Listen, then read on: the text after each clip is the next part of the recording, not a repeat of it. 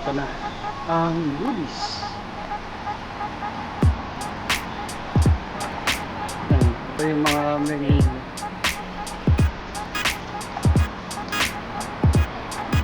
Hindi ko sure kung daily sila nagpapalit ng menu, pero ito. Ito.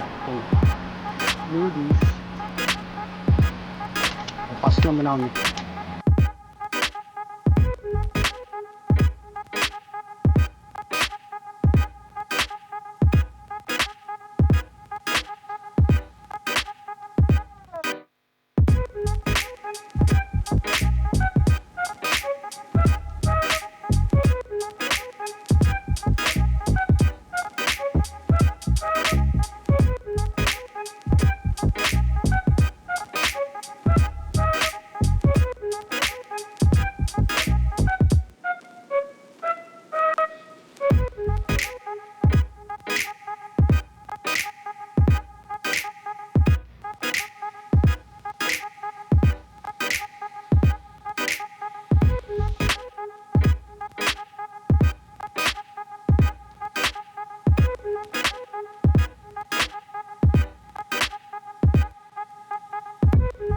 Ayun, kakatapos na namin kumain dito sa Ludis.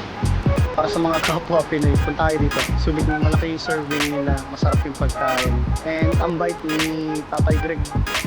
Shoutout to you, Tatay Greg. Appreciate you po. So, ayun, balik na yata muna kami sa Pie Place. Or baka punta na kami dun sa may pier. So, lakad muna ulit. Okay, let's go.